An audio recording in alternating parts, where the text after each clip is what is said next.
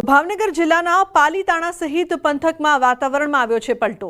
અસહ્ય બફારા બાદ વાતાવરણમાં પલટો આવ્યો છે। પાલીતાણા શહેર તેમજ આજુબાજુના ગ્રામ્ય વિસ્તારમાં ધોધમાર વરસાદ વરસ્યો છે। પાલીતાણાના વીરપુર, જીવાપુર, ડુંગરપુર, આદપુર, જામવાડી, લુવારવાવ, રાજથળી, સેંજડિયા, ઘેટી, સોનપરી, વડાળ, કદમગીરી સહિતના ગ્રામ્ય વિસ્તારમાં વરસાદી માહોલ જોવા મળી રહ્યો છે।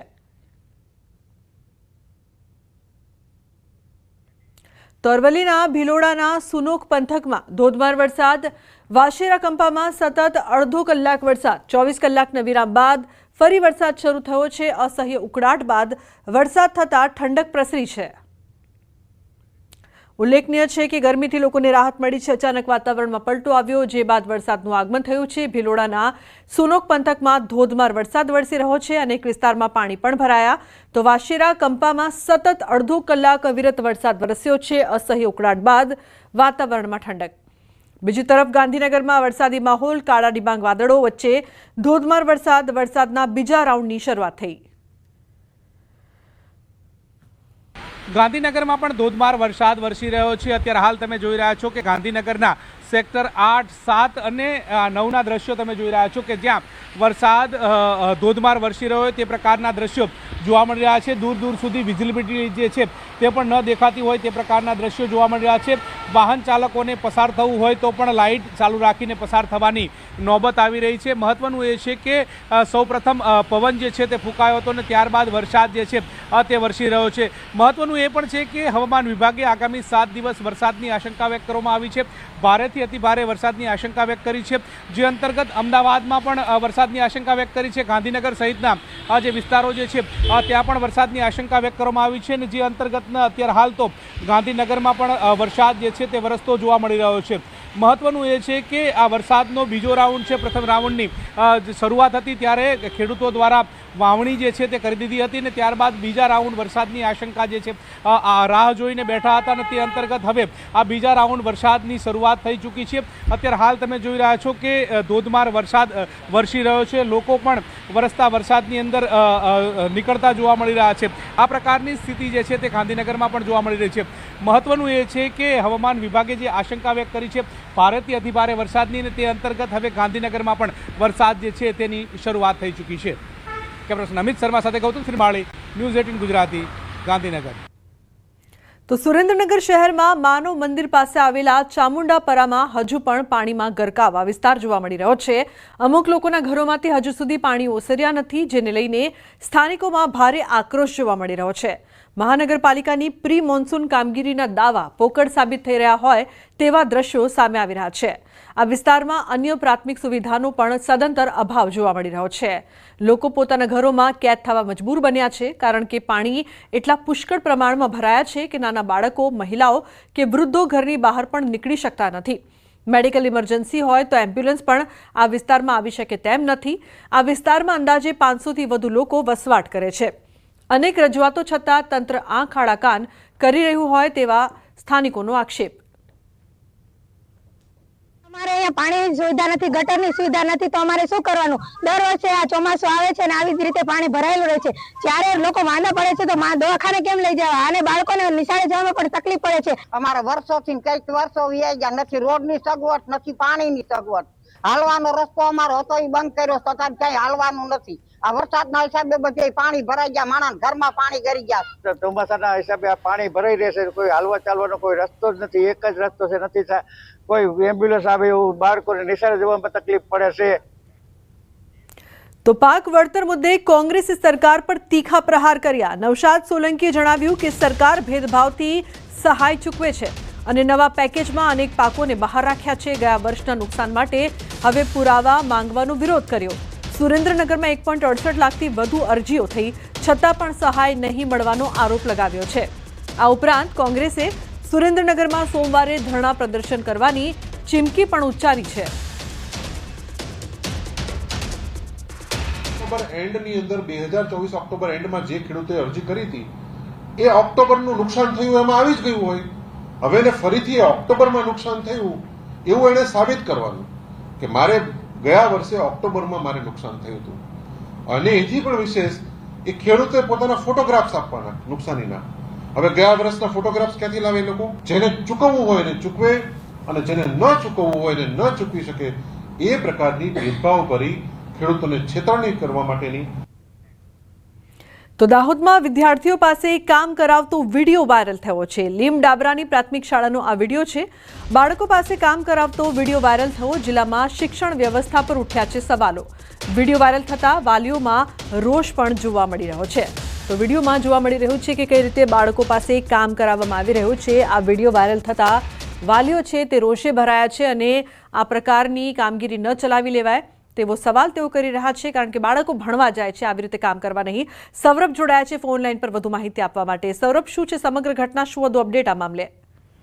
જી બિલકુલ કહી શકાય કે જે અત્યારે વાલીઓ દ્વારા જે શાળામાં બાળકોને ભણવા માટે મોકલતા હોય છે, પરંતુ અહીંયા તો કંઈક અલગ જ દ્રશ્યો જોવાઈ રહ્યા છે, જેમાં શિક્ષકો બાળકો પાસે કામ કરાવતા હોય તેવા વિડીયો સામે આવી રહ્યા છે. શું આદિવાસી વિસ્તારના જે બાળકોને આ શિક્ષણની વાસ્તવિકતા છે?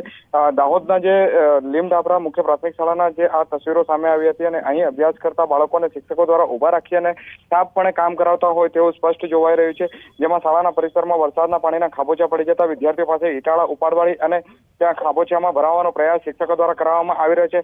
આ દ્રશ્યોએ સવાલ ઉભા કરી રહ્યા છે કે શું આદિવાસી વિસ્તારના બાળકોને ગુણવત્તાયુક્ત સંયુક્તનું જે શિક્ષણ મળી રહ્યું છે? સવાલ એટલે ઉભા થઈ રહ્યા છે કારણ કે લીમ ડાબરાની જે આ શાળાના બાળકોને ભણવાની જગ્યાએ તેમની પાસે મજૂરી કામ કરાવતા હોય તેવું લાગી રહ્યું છે, અને શું આ બાળકોના ભવિષ્ય સાથે ચેડા નથી તેવું વાલીઓ સવાલ ઉભા કરી રહ્યા છે. ત્યારે શિક્ષણ અધિકારી આના પર કેવા પગલાં લેશે તેવું હાલ વાલીઓ પૂછી રહ્યા છે. જી બિલકુલ સૌરભ, આભાર સમગ્ર માહિતી બદલ. દિલ્હીના સદર બજાર માર્કેટમાં એક બિલ્ડિંગમાં ભીષણ આગ લાગી છે. બિલ્ડિંગમાં લાગેલી આગ એક દુકાનમાં લાગી. બપોરે 4 વાગ્યાની આસપાસ આ સમગ્ર ઘટના બની હતી. આગની ઘટનાને લઈને માર્કેટમાં દોડધામ મચી ગઈ છે. આગના કારણે વીજ પુરવઠો પણ બંધ કરવાની ફરજ પડી હતી. જોકે ફાયર વિભાગની 22 ગાડીઓ ઘટના સ્થળે પહોંચી આગ પર કાબુ મેળવવા પ્રયાસ શરૂ કર્યા છે. આગ કેવી રીતે લાગી તે જાણી શકાયું નથી. હાલ કોઈ જાનહાનિની ખબર નથી. બનાસકાંઠાના રાજસ્થાનના હિલ સ્ટેશન માઉન્ટ આબુમાં રીંછના ઝુંડની લટાર જોવા મળી છે. દહાડે દીવે ગુરુ શિખર માર્ગ પર જાહેર માર્ગ પર રીંછ પરિવારની લટાર જોવા મળી છે. કચરાના ઢગલામાં ખોરાક શોધતું રીંછનું ઝુંડ કેમેરામાં કેદ થયું છે. જાહેર માર્ગ પર રીંછના ઝુંડને જોતા લોકોમાં અચરજ જોવા મળી. તો માઉન્ટ આબુમાં રીંછની લટાર છે તે કેમેરામાં કેદ થઈ હતી. ઉલ્લેખનીય છે કે રીંછ પરિવાર લટાર મારવા આવ્યું હતું અને ખોરાકની શોધમાં ત્યાં ફરતું જોવા મળ્યું હતું. લોકોની ભીડ વચ્ચે રીંછ ફરતા નજરે પડ્યા. વડોદરાના ડભોઈ તાલુકાના નંદેરિયા ગામમાં પ્રવેશવાના મુખ્ય માર્ગનો જૂનો બ્રિજ ધરાશાયી થઈ ગયો છે, જેના કારણે ગામના લોકોને અવરજવર માટે ભારે હાલાકી પડી રહી છે. જર્જરિત અને બિસ્માર બ્રિજને અગાઉ વર્ષ 2023માં કામચલાઉ રિપેર કરાયો હતો. તાજેતરમાં ભારે વરસાદના કારણે બ્રિજ ધરાશાયી થઈ જતા મુખ્ય માર્ગ પરનો વાહન વ્યવહાર બંધ થયો છે. ગ્રામજનો અને વિદ્યાર્થીઓને 7 કિલોમીટર ફરી ચાંદોદ અને ડભોઈ અવરજવર કરવા ફરજ પડી રહી છે. હાલ સ્થાનિકો ટકાઉ અને મજબૂત પુલ બનાવવાની માંગ કરી રહ્યા છે. જે મુખ્ય માર્ગ છે અને ગ્રામજનોને ફરીને ચાણોદ કે એના માટે જવું પડે છે. આ પુલને નવેસરથી તૈયાર કરે અને રાબેતા મુજબ ગ્રામજનોને અગવડ ના પડે એટલા માટે આ પુલને નવેસરથી તૈયાર કરે. આવવામાં ગામવાળાનો આવવામાં તકલીફ પડે છે, થોડુંક દૂર ફરીને આવવું પડે છે.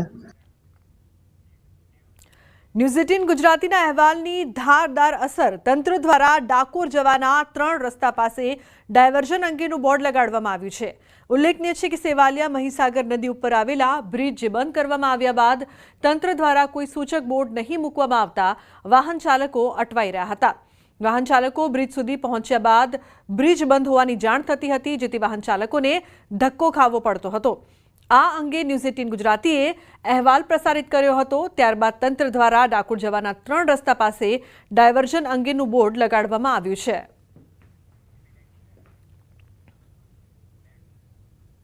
કચ્છના અબડાસા તાલુકાના ભવાનીપર ગામે આવેલ પુલિયાની હાલત વર્ષોથી જર્જરિત છે. તાજેતરમાં થયેલા ગંભીરા બ્રિજ દુર્ઘટનાને પગલે તંત્ર હવે જાગૃત થયું છે. છેલ્લા 3-4 દિવસથી બસ અને ભારે વાહનો માટે બંધ છે, જેના કારણે અબડાસાના લોકોને ભારે હાલાકી થઈ રહી છે. ભારે વાહનો માટે પુલ બંધ થતાં સ્થાનિકોના વેપાર ધંધા પર મોટી અસર પડી છે તેમજ એસટી બસોની રૂટ પણ બદલાઈ ગઈ છે. પરિણામે એસટી બસોને 10 થી 15 કિલોમીટર લાંબો રસ્તો કાપવો પડે છે, જેના કારણે બસો મોડી પહોંચી રહી છે. ખાસ કરીને નલિયાથી ભુજ જતા મુસાફરોને લગભગ 100 કિલોમીટરનો અંતર કાપવો પડે છે. હાલ તો સ્થાનિકોએ બ્રિજનું યોગ્ય સમારકામ કરવાની માંગ કરી છે. છેલ્લા 4 દિવસથી આ પુલ બંધ છે. આના કારણે ભારે વાહનો નથી આવતા એના કારણે અબડાસાની જે પ્રજા છે એમને આર્થિક રીતે પણ તંગી પડી રહી છે. સાથે સાથે બસનો રૂટ જે 10 કિલોમીટર ફરીને અહીંયાથી નીકળે છે, અહીંયાથી એવા 10 થી 15 ગામડાઓ છે જ્યાં આગળ આ જનતાને, આમ પ્રજાને, ગામડાના લોકોને તકલીફ ભોગવવી પડે છે. મુખ્ય માર્ગ છે આ એવું નથી કે કોઈ ગામડાને જોડે છે. ભુજથી અબડાસા. રાજ્યના અન્ય જિલ્લાઓની જેમ પોરબંદર જિલ્લામાં પણ કોઈ જર્જરિત પુલ છે કે નહીં તેને લઈને તપાસ શરૂ કરવામાં આવી છે. આ તપાસ દરમિયાન પોરબંદર શહેરના લકડી બંદરથી બંદરને જોડતો 67 વર્ષ જૂનો આ બ્રિજ આટલા વર્ષો સુધી કાર્યરત હતો, પરંતુ ગંભીર અકસ્માત બાદ હવે તંત્ર આ પુલ જર્જરિત લાગતા વાહન વ્યવહાર માટે બંધ કરવામાં આવ્યો છે. નાના વાહનો અને બાઇકો માટે આ પુલ કાર્યરત રાખવો જોઈએ તેવી માંગણી વાહન ચાલકો દ્વારા કરવામાં આવી રહી છે. અમારે આ 7 કિલોમીટર થાય, ફરીને જાય ને તો 7 કિલોમીટર થાય. આ અમારે બાજુમાં પડે. હવે આખું ફરીને જાય એટલે કેટલી તકલીફ પડે. આ તો ઇમરજન્સી કેસ હોય તો કઈ રીતના કરવું અમારે? અહીંયાથી કંઈક આવાસમાં જાઉં છું, આજે મારે રસ્તો બંધ છે, 5 કિલોમીટર ફરીને જવું પડે છે, તો અમને થોડીક તકલીફ પડે. એના માટે નાના વાહન માટે ચાલુ કરી દે તો સારું. તો સુરતના તરસાડી વિસ્તારમાંથી જુગારધામ ઝડપાયું છે.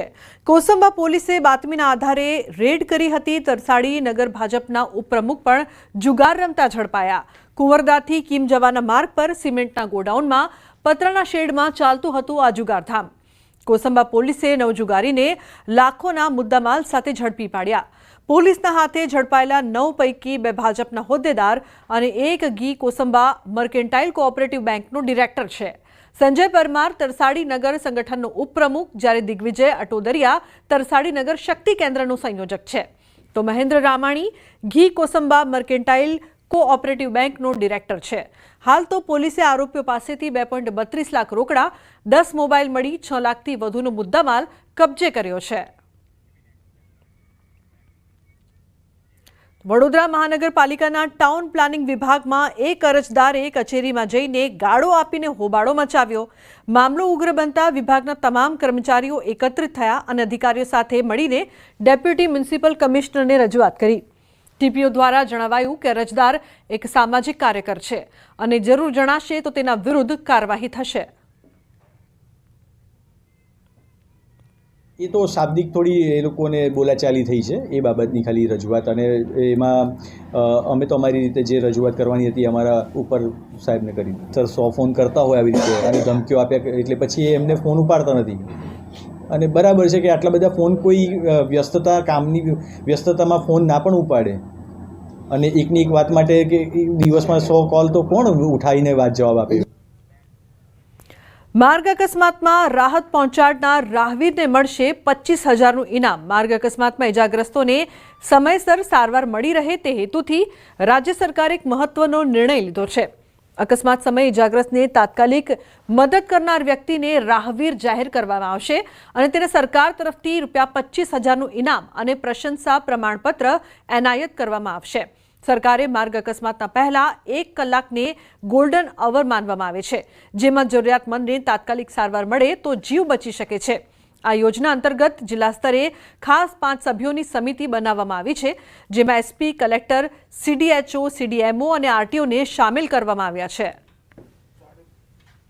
તો આજે પહેલા કલાકની અંદર જે પીડિત છે એને સારવાર માટે દાખલ કરવામાં જે વ્યક્તિ મદદ કરે એને આપણે રાહવીર કહીએ છીએ.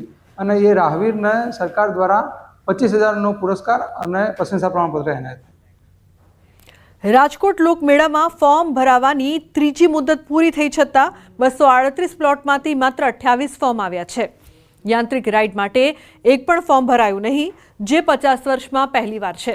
ત્યારે કોંગ્રેસ નેતા ઇન્દ્રનીલ રાજ્યગુરુએ આક્ષેપ કર્યો કે રાજકોટને ભાંગવાનો પ્રયાસ થઈ રહ્યો છે અને કલેક્ટરને માંગ કરી કે તકેદારી રાખી મેળાને મંજૂરી આપવામાં આવે.